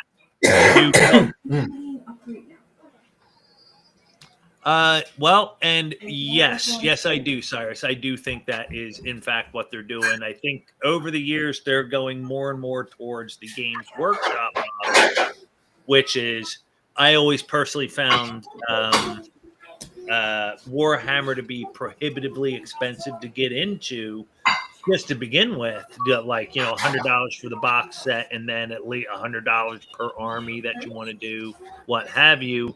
And then a year or two later, they release a whole new edition of the game with rules that are completely different and armies that are completely different. So you got to start the whole process over again. 40K is so brutal that way. So brutal. And the insult piled upon the injury is that I watched that happen long enough to see them introducing new magic rules in this edition of Warhammer, but I've been following enough to know that was the same magic rules you used 4 editions ago, and changing completely different. So, like, I'm literally watching you recycle through shit that you did already. Yeah, it sucks. Like we got into Warhammer 40K recently. We just play over tabletop, and man, like. The structure of those books, just in the way that it's like every 2 years we're going to replace the core rules and we're going to start replacing codex, but by the time we're like not even finished replacing all the codex, we're going to be replacing them again. What and I like it. If I'm not a huge war gamer myself, but like I know I would get really bored playing the same army over and over again. So I'm going to want to invest in multiple armies. I don't want to just play the goblins and orcs. I want to play, the dark elves too, or what have you. Yeah. Yeah. It costs 40K to play it. That's the price of the beginner box now. $40,000. Yeah. It costs 40K to play it. Here's your 4 Space Marines and your 10 Tyranid. Have fun. And that's the part that was always frustrating about that is Warhammer, both Fantasy Battles and 40K, the lore, the world, the aesthetics is just so cool. They did nail it. They really did. Cool universe. Yeah. And, so that's why most of my Warhammer experience is from playing the fantasy role play when that first came out back in the late 80s, early 90s. Yeah, it's so hard to keep up with too. That's the issue. So it's like if you're not a hockey fan and you're trying to talk to guys that have like slept and drank hockey for their whole lives. Like, oh yeah, back in '97 when fucking Badinsky went in there on the goal and he got his head chopped off by someone's skate, man, that was fucking crazy. And you're like, yeah, that sounds like it. It's like I can't even be part of this conversation. I'm so lost. And that's what 40K feels like for a really long time. Because like there's so much here, it's unbelievable. But it is really good stuff. Yeah, I see the memes going by on social media, and I'm like, I don't get these, and yet somehow I still find them funny. I have no idea what they're doing, but I Well, still I think kind there's some like cultural, some of 40K is just seeped into the culture in some enough where it's like, I know if I'm looking at a Space Marine, I know that's a Warhammer thing, even if you're like a mom or something. A lot of the times, it's like, I know that's Warhammer. I don't know anything about it, but I've seen my kid, play some video game or paint a model or whatever. Yep. Yeah. It's funny how widespread that is getting into the consciousness. Do you have reservations or optimism regarding the 40K series coming through Amazon with Henry Cavill and all that? It's tough to say. I think with Henry Cavill pulling so many strings and being so openly hostile against Amazon wanting to kind of push him in a certain direction, I think there's a lot of hope for it, more so than just about anything else I could imagine in that space, probably. So yeah, it's in the best hands I could think it to be. You know what I mean? Yeah, I mean, if it wasn't for him, I would just be hand waving it and instantly just it's not like we've done really great with any series, but no. But I just don't know. Yeah, like it's gonna be, to get it right, I can't imagine the budget that would have to, like everything is gonna be green screened, obviously, and yeah, it needs to be but if they're smart, they will do the Space Marines as full practical effects suits. Like, I sure hope they do. I think he would insist on that, or at least. I think Fallout had that Brotherhood of Steel suit the guy was in, and that looked pretty okay. So Fallout was a pretty good Space Marine. And again, to go back to what you were saying before, is like the budgetary costs. Well, yeah, I can see that, but at the same time, you guys spent $1 billion producing Rings of Power, and that's what I'm worried about. Is like that good? Well, sure, but like, are they going to want to do that again? That's the thing, right? Like, that shot them in the foot pretty hard. So it's like, do we really want to put $1 billion or whatever into this like weird fantasy thing and have everybody just hate it because Henry Cavill had brown hair, but Sanguinius actually has black hair. So this is a horrible TV show. However, if you're listening to Amazon, which you should be, that's the whole point, is you find a steward, somebody who loves the franchise and loves the intellectual property and all the lore, and get out of their way. That's what I mean. Get out of his way. Henry will give you a hit show. Yes, let him cook. That's all I hope that they do. So now I wanted to jump on Michael Dale here and say, I just got that new CC Castles and Crusade starter set. Primo, good for you. But DCC has been intriguing me lately. Maybe it's the prospect of using all the odd dice. Now, I own the DCC core rules, and I also have a set of the funky dice. Ironically, I find them off-putting more than intriguing. So I definitely like having all the weird stuff, like a 24-sided die and all that kind of stuff like that. Yet, I have not been drawn enough to DCC myself to get it to the table and start playing it. Now, do you have any experience or exposure to it, Joel? I'm sure you know what. I ran a campaign in Dungeon Crawl Classics. Oh, okay. What's your take on it as a system and how it works?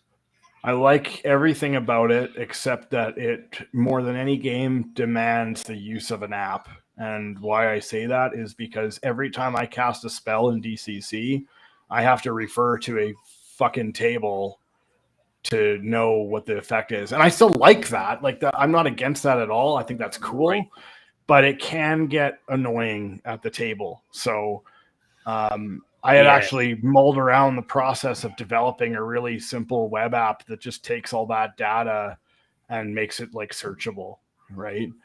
so that it would take like 2 seconds to look it up, what the effect would be, or even just have it happen automatically. You just hit the button and it tells you. And there probably is something out there like that anyway. If there isn't, I would say it can be that part of it can be annoying. Everything else about the game is awesome. I love Dungeon Crawl Classics. It's great.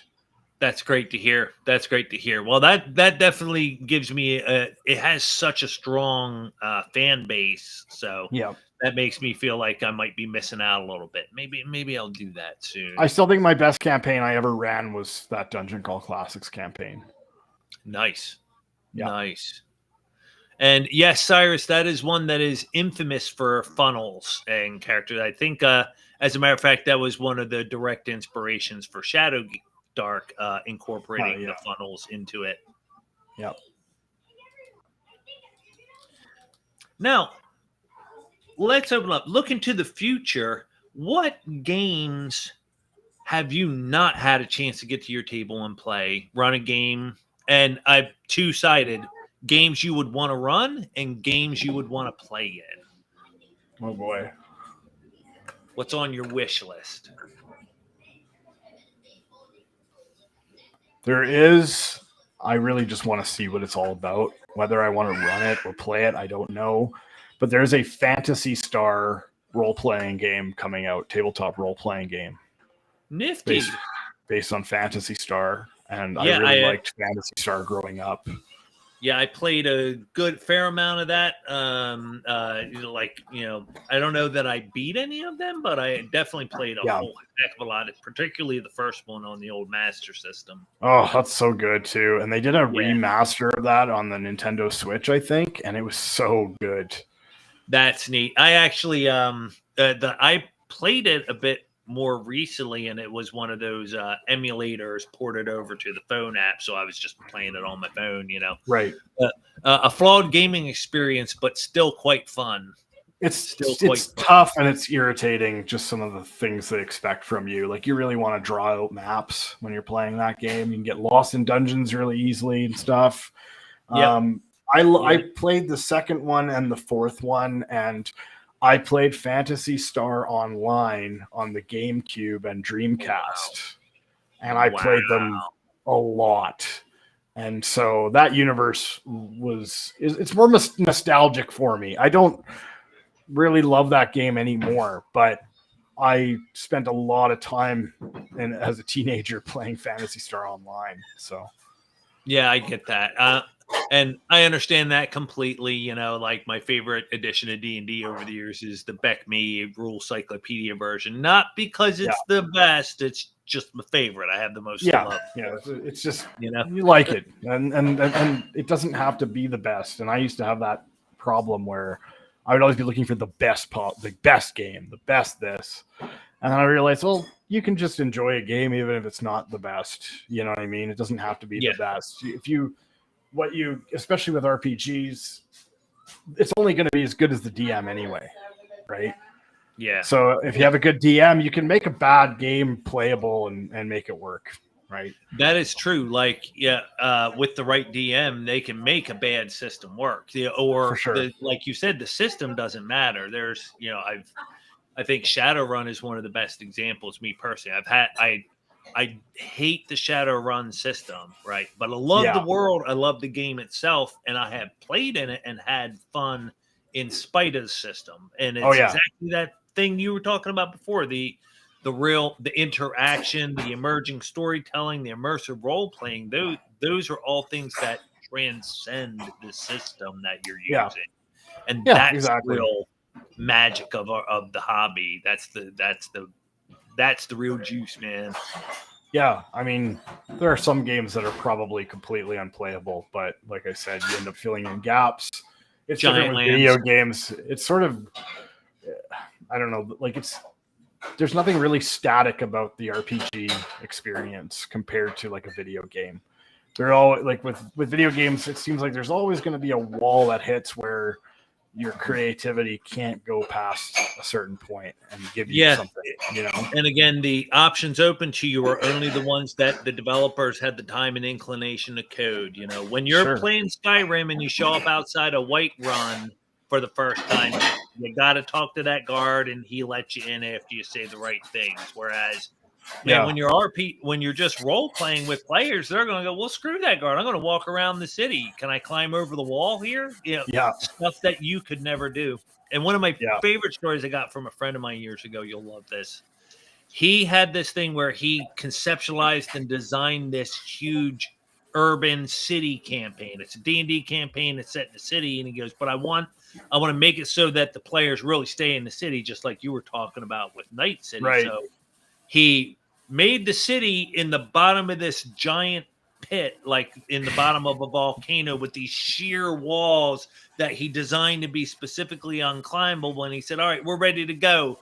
First session, the first thing the players did was figured out a way to climb up out of that place and leave the city where he, if he didn't have walls, they probably wouldn't have left. Yeah, seriously. Yeah, it had been, it's just boring everywhere. Yeah, it's because now I can't do it. I got to try and do it. And that's the thing about RPGs is there may be a way to do it, right? Whereas a video game, when you try to get outside the play area in Mario 64, nothing's out there. Even if you get past and there's a glitch where you get to go out into the nothing, there's nothing there. So yeah, that's where it ends. I mean, that's the limit, I've played enough Daggerfall in my time to know that you fall through the floor and you just fall forever. It's pretty neat, actually. It is neat. Yeah. Unless you saved 4 hours ago, that's not so neat. And so you were talking about, was that the Phantasy Star game? Was that from the play perspective or the run it perspective? Is that? I'll be honest, I don't really play D&D. So I run D&D, but it's really rare that I actually play in a game. Wow. The last time was something to rectify that. The last time was probably like almost 10 years ago, I think. Yeah. Nifty. Now, you've had a pretty consistent play group over the last many years, haven't you? Yeah. There's a few key people that are always kind of there. Yeah. Mm-hmm. Mm-hmm. Yeah. But I don't know. I've always been the DM. I can probably count on two hands the amount of times I've actually been a player in a tabletop RPG. Wow. That makes me a little sad, to be honest. Yeah. Dudes. Wow. Patty, man, glad to see you. It's weird. I don't know why, but it just doesn't really do the same thing for me that DMing does. I just don't get as much out of it. Maybe if it was a different setting or a different game, like I could see myself getting into Traveler a lot, like, you know what I mean? Like I could really see myself getting into that and digging that. But I don't, it's as weird as it sounds being a guy that plays D&D and all this. I'm not a big fantasy guy. Like Lord of the Rings is like the only fantasy thing I really like, except for some old movies and stuff like The Last Unicorn and stuff like that, Beastmaster, that kind of stuff, Yeah, but like I never read fantasy books. The closest thing outside of Lord of the Rings would be Discworld. I read quite a bit of Discworld. Yeah, well, that's worth doing. So I don't get as much out of being a player in a fantasy game, but I think I could dig something like Traveler, I think that would be fun, or something like a Western. Maybe I could probably do that too. That would be cool. Cool. Yeah. I know that I could, I know there's games out there I would enjoy if I got an opportunity to actually be a player in them. But they wouldn't be D&D because my D&D experiences, the last time I really had fun playing D&D in someone else's game was the Drywaller guys I was telling you about. Right. Yeah. I've never really had a good time playing D&D since then. So I just don't. Why do you think that is? I don't know. I don't know why that is. I don't know if it's just people don't run games that I enjoy. I'm not sure. I walk away from a session and after playing, and I have no urge to do another one. And it's not like I hate the experience, but I'm just like, oh yeah, that was fine. And maybe that's my issue. Maybe I'm not doing enough as a player. It could be that too. But that can be it, because I was about to throw out that I've known other people like that. There are those people who are forever DMs by choice, whereas there were many years where I was the opposite. It was I'm the forever DM, but I'm like, man, I really want to just sit back and play for a bit. Yeah. And I would wager that because of how active your mind is, you enjoy the DMing more because specifically you have to juggle so much stuff. You're juggling the whole Yeah. world, current events, what's coming around the corner, what's going on in everybody's character sheet. So Yeah. trying to sit down and just look at one character sheet and get in the head of that one character can actually be really boring by comparison. There's just not as much to occupy your mind. That's a really pretty accurate assessment, I think. Right. I haven't thought about it much, but just the fact that the creative part of D&D is really what I like about the game. You know, I really enjoy managing all of those different aspects. And I really like, not even, I guess when I say creative, I like the pressure of really having to think on my feet and respond to somebody and be able to answer their question, even if I didn't prep anything for it. Right. And then just having those ideas kind of emerge in front of you as you're playing them out with the people at the table. There's something really I get really sucked into doing that. And because it just starts boiling up all these ideas in your head of we were in a town that didn't have a name. And we go to this bar and there's this bartender. His name's John with a beard, right? Not much is going on right now. But then as John starts to interact with the people at the table, the players start asking questions and say, well, is there any rumors? And then you get some ideas that spark, and then that makes you wonder, okay, well, there's a Knoll's Nest now, we know, to the north, but why? You know, why is it there? Where did it come from? What else is around there that could make problems for this? And what happened, you know, trying to tie things together, because I don't think D&D is not really a narrative in the terms that it doesn't have a narrative structure the same way like reading a book or watching a movie does. Correct. But, Nor should it. But I like to try and bring back those threads later on and have them be meaningful. And they weren't meaningful when I first came up with them. They were just a thing. But it's like when you're watching a TV show where, you know, a good example is I was just watching Better Call Saul, and Saul goes to meet his buddy in Cicero, and at the very beginning of the meeting, you see the guy, you know, and right away, if you pay attention to any of these kinds of shows or stories, you know what's going to happen later, right? It's like a foreshadowing thing. Like they're going to bring that back.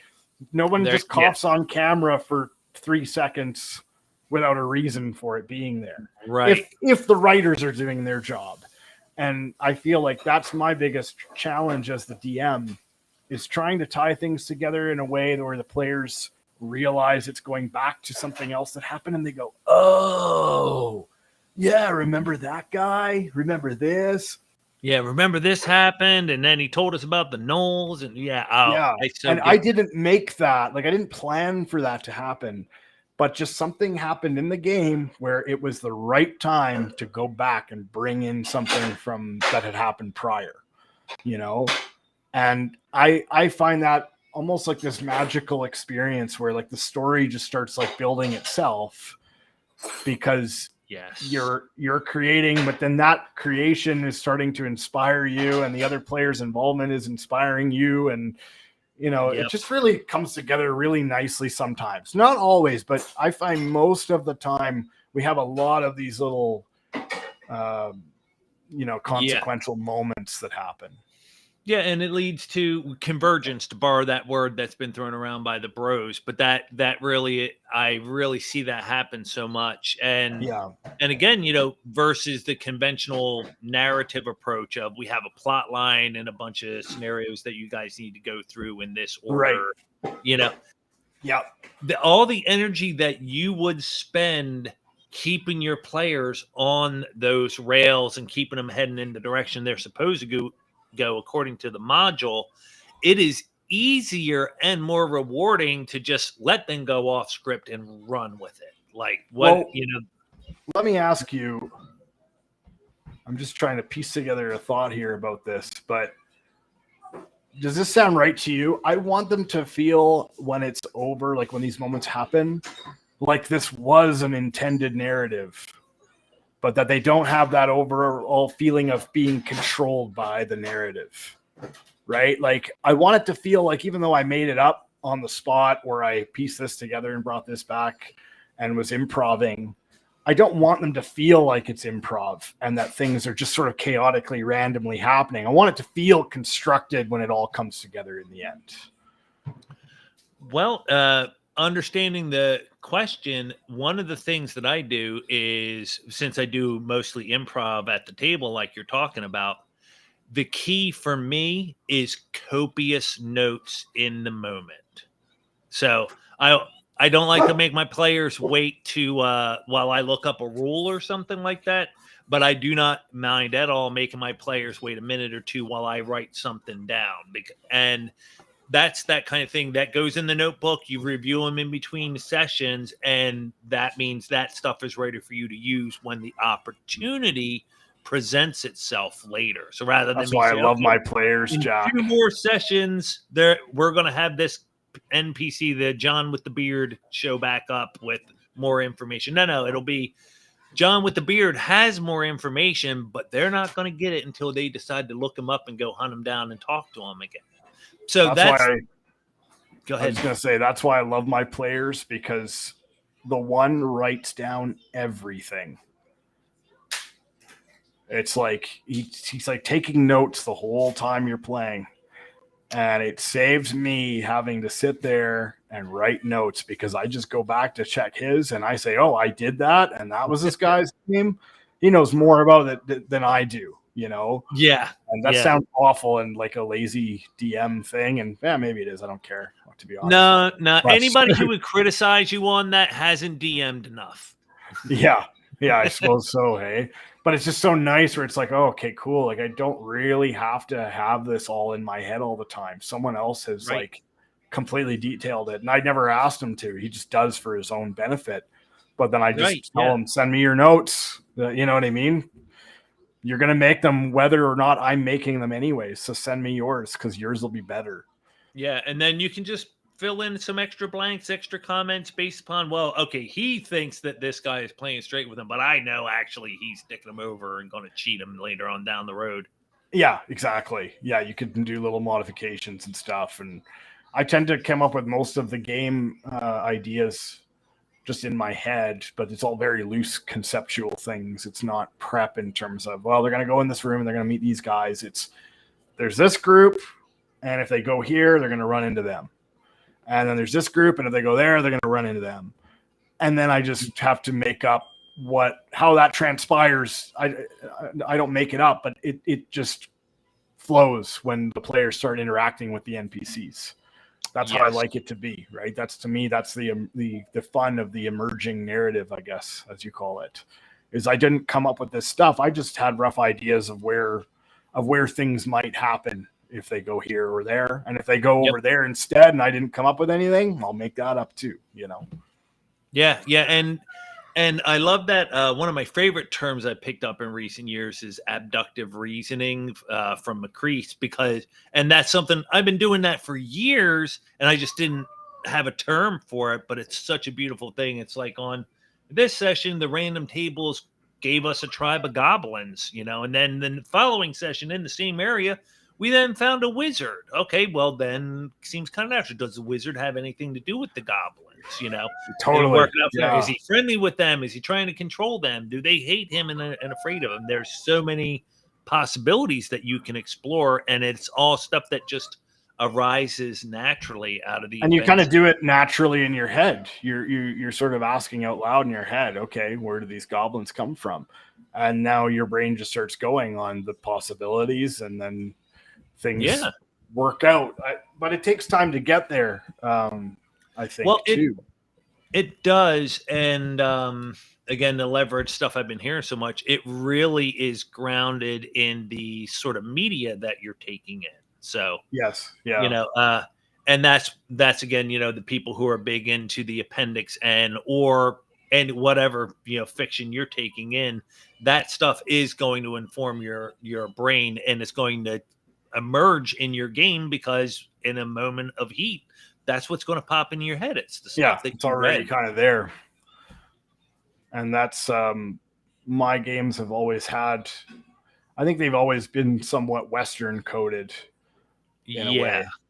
You know, because I like I said, I'm not much of a fantasy guy, but I like these sort of desolate, lonely places and rough people, and like that's kind of, those are the characters that I like to follow in media and the things I like to write. So when it comes to the game, it's usually pretty low stakes most of the time, in terms of what the characters are going to be dealing with.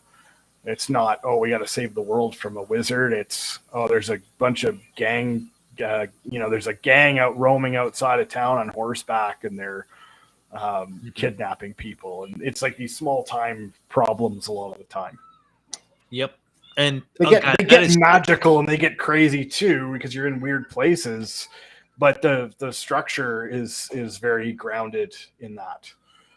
Absolutely. And I wanted to latch on something you just threw out, which is the best plots, the best premises for an adventure or a session are the little things, man. It's never the Sauron is millions of miles away and we got to destroy this artifact before he catches up to us and takes it or whatever. We're saving the world is hard to do well, but saving a town is easy to do well. Yes, my favorite Cyberpunk session that we had was the whole gig was centered around stealing a car from a guy. That was the whole thing. Yep. But it just went into so many little twists and turns in different directions, and it became really interesting, even though the premise was so basic. Like, they had to find a parking garage out in the middle of a desert that was underground and covered in rocks and shit, and they had to figure out where it was and get it open. And then they went down there, and the dude they were stealing the car from, his kid showed up because they had gone into his apartment and held him at gunpoint to take the keys for the car or whatever. And so the kids show up with guns, and they have this big shootout in this underground parkade. And then they spare the one daughter. They kill the son, but they spare the daughter. And then she tells them, "Oh, if you leave the car, there's money here," or blah blah blah. They ended up double crossing the guy that gave them the mission and stuff. It was wild, and it was just such a really basic premise. Like, there was nothing to coming up with it. It's like, go get this car from this guy. It's a fetch quest essentially in any other game, Yeah. Well, and there you go, right there. That again demonstrates the strength of this hobby, because fetch quests are boring as hell in any kind of computer game sense. Yeah. It's just do that real quick. That's how you grind for money. But in the hands of a DM and active players, a responsive DM and active players, man, it completely can turn into a whole thing. I mean, one of your characters might meet a future spouse on that mission, for all we know. That's why Cyberpunk 2077 is my favorite RPG, and a lot of people crap on it, but it has so many quests, like so many side gigs that feel like there's nothing to them, and then they end up being like sometimes like deeply tragic, for this task you thought was going to be really simple, but there's a lot of like character development and stuff that goes on during that, and so they do it really well. Like, it's the reason it's my favorite is because it feels the most like a tabletop RPG to me from anything that I can dig that. I can dig that. And now once you go to the content's over. But yeah, I've only dabbled in 2077. I played a little bit, but haven't, because it's such a huge game. It's almost overwhelming. Yeah. But I feel similar. I have a similar love to for like Skyrim and Daggerfall in particular, because those were the first time.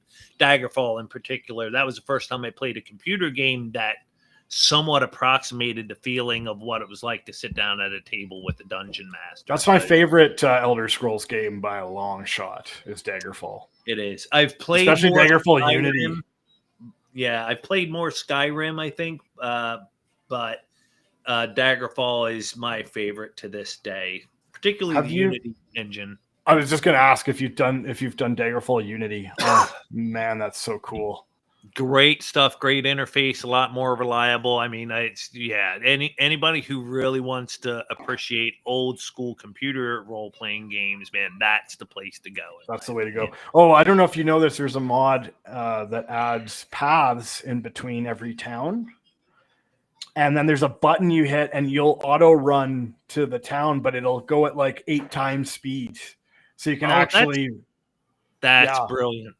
Yeah, so you can reasonably move across the map, because otherwise you will walk for hours before you get to like a single other town, right? Yep. In the old version of the game, there was no way to know where the hell you were, like in relation to the town either. Like it just showed like a block, and then you just got a little pixel on the map, and it's it's literally a pixel away from the map. That doesn't look far. Yeah, it's annoying. You'd be like circling around a town for a while sometimes till you'd actually find it on foot. Yep. And, I played for quite a while before discovering fast travel. Apparently, that's a common story in it. Yes. Yeah. I knew about fast travel right away, but only because my friend showed me, because he knew about it. And thank God. I actually didn't even know it was possible to walk from town to town when I first played that game.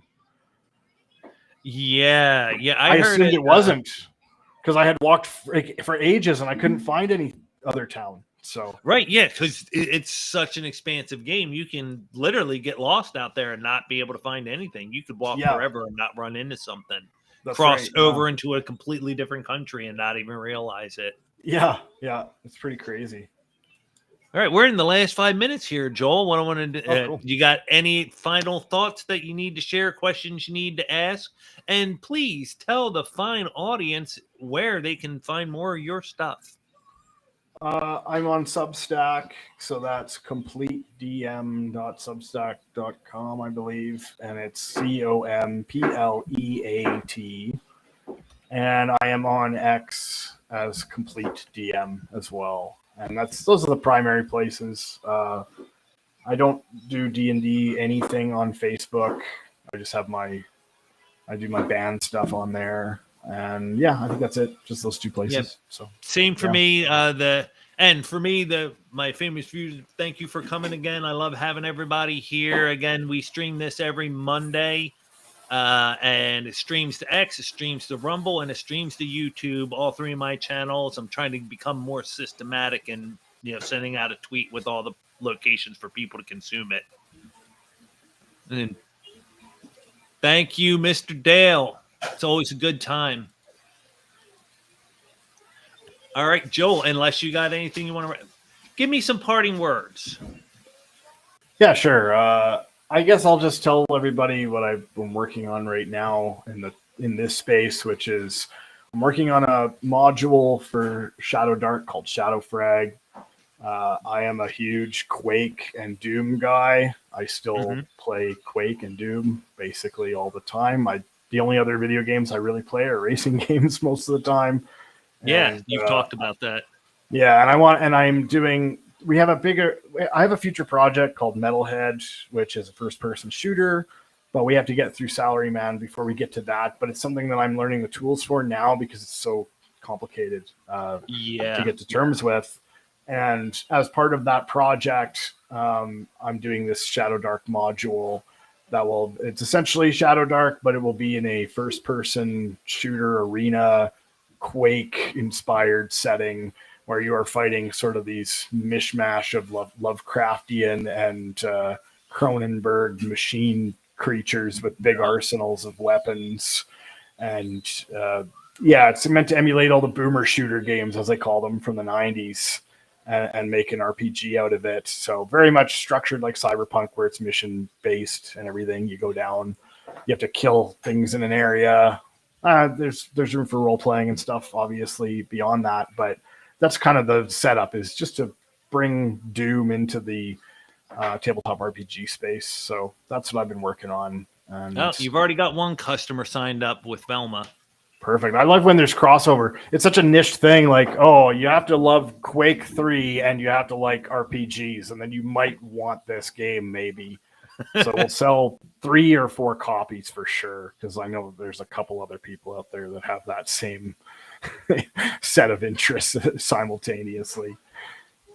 And on a side note, are you familiar with Victor Gorchev's Blacklight? I can't remember if it's still in the kickstarting phase or if it's come out yet, but I he's haven't heard of got that. What is that? so yeah, Victor Gorchev has a standalone game based on Shadow Dark, made to go with Shadow Dark. But it's basically his modern necessities converted over to Shadow Dark, so it's all about modern weapons. And so there's going to be, rapid fire. So you might find that to be a really valuable resource to consult with when you get to designing this module or this, this. It doesn't even really sound like a module. It sounds like an expansion almost. Yeah, I would say it's a campaign setting is probably the most accurate. I've been writing it for a while now, and it will have some unique mechanics for combat that are outside of Shadow Dark, but it's nothing crazy. It'll just be for certain guns, for example, they have splash damage properties and things like that. So there'll be exploding dice for damage. Where if you roll a critical on the die, because you're rolling several dice a lot of the times with some of these weapons in the game, right, you will get to roll additional dice, and that damage splashes over to other enemies in the same zone. So this is to cover things like rocket launchers and splash damage is a big part of those.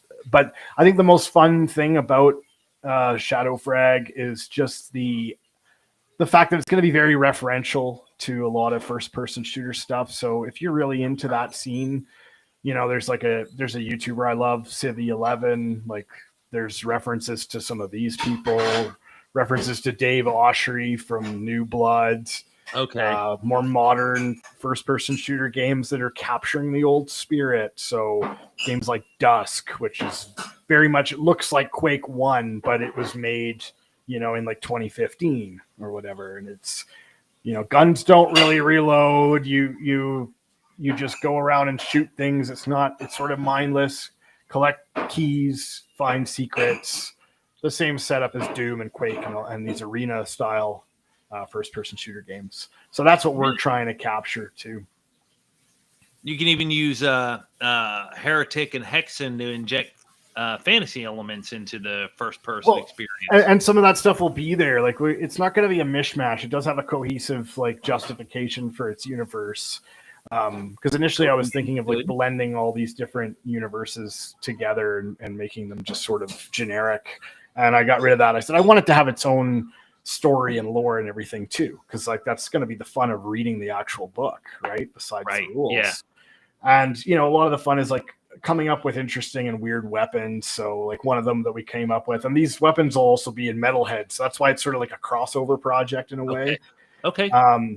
One of them is the Cronin cannon, which is this gun that slowly that every time you shoot it at something, it transforms more and more into this fleshy monstrosity until all it can kind of do is crawl around in its own slime.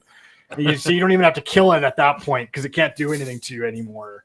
Right. And then I wrote a song for my band called Ordnance Delivery Vector based on a Simpsons joke, which was, that's how they were referring to jet planes, was an ordnance delivery vector.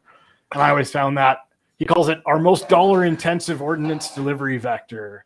And I always found that really funny. And I wanted a 3-letter acronym for the best gun in the game. And so for Metalhead, it's the ODV, the Ordnance Delivery Vector, which is a really nerdy joke because what it is, it's a rail gun with an exploding shell on the end that causes splash damage.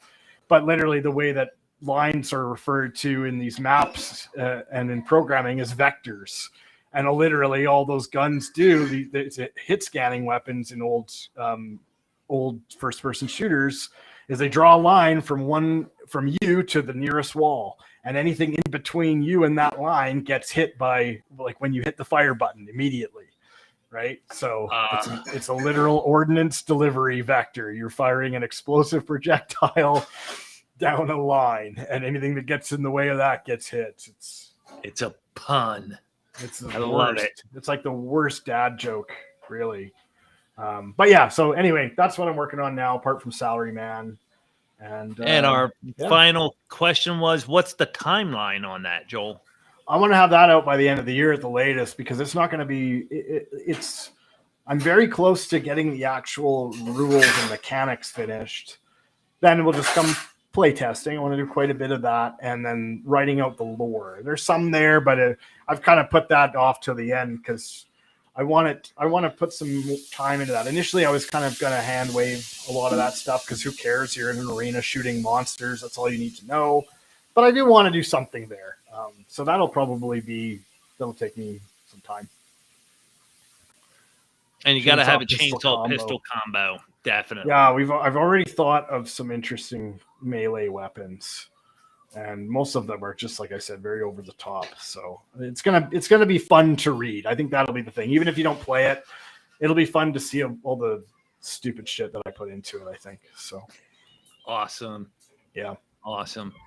All right, Joel, we are at the end of our time. So I want to thank you, man. I really appreciate having you here. This was such a great talk. That was so much fun, man. I missed you. I'm glad to talk to you. Definitely, man. And I'll be back in the Discord more frequently. All right. Yeah. All you gentle listeners out there, be sure to like, share, subscribe. You can subscribe to me on X. You can subscribe to me on YouTube. You can subscribe on Rumble. We do this every Monday evening. And next week, Monday evening, we are going to be talking to Chubby Funster about his forthcoming release, Shadow City, which is a Shadow Dark supplement, but vampires. Loving it. And we're going to talk about a great many other things there, too. Everybody, thank you so much. Peace out. And remember, be there and be square.